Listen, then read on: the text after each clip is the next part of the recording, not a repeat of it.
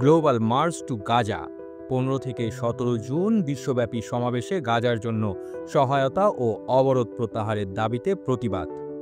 গাজায় চলমান মানবিক সংকট ও ইসরায়েলি অবরোধের বিরুদ্ধে এবার বিশ্বজুড়ে গর্জে উঠেছে সাধারণ মানুষ। গ্লোবাল মার্চ টু গাজা নামে একটি আন্তর্জাতিক কর্মসূচি 15 থেকে 17 জুন পর্যন্ত বিভিন্ন দেশে শুরু হয়েছে, যার মূল উদ্দেশ্য গাজাবাসীর জন্য জরুরি সহায়তা পৌঁছানো এবং অবরোধ তুলে নেওয়ার দাবিতে বিশ্ব সম্প্রদায়ের দৃষ্টি আকর্ষণ করা। London, New York, Istanbul, Jakarta, Cairo ও ঢাকা সহ শতাধিক শহরে হাজার হাজার মানুষ শান্তিপূর্ণ মিছিল ও অবস্থান ধর্মঘটে অংশ নিচ্ছে। এসব সমাবেশে অংশগ্রহণকারীরা প্লেকার্ড হাতে lift the siege, let aid in এবং ফ্রিডম ফর গাজার মতো স্লোগান তুলেছে।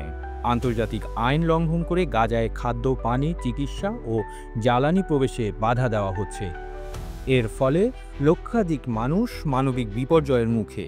এই অবরোধ অবিলম্বে তুলে নিতে হবে এবং আন্তর্জাতিক সহায়তা সংস্থাগুলোকে অবাধ প্রবেশের সুযোগ দিতে হবে। জাতিসংঘ ও বিশ্ব নেতাদের প্রতি আহ্বান জানানো হয়েছে যাতে তারা গাজা সীমান্তে অবরোধ প্রত্যাহারে কার্যকর পদক্ষেপ গ্রহণ করেন। গাজার জন্য এই প্রতিবাদ শুধু রাজনৈতিক নয়, এটি মানবতার পক্ষে এক জাগরণ। গ্লোবাল মার্চ টু গাজার মাধ্যমে একটি বার্তাই দেওয়া হচ্ছে, নীরব থাকা মানেই অন্যায়ের পাশে থাকা নয়, বরং সোজা দাঁড়িয়ে মানবতার পাশে দাঁড়ানো। আপনারা দেখছেন প্রতিদিন সকাল।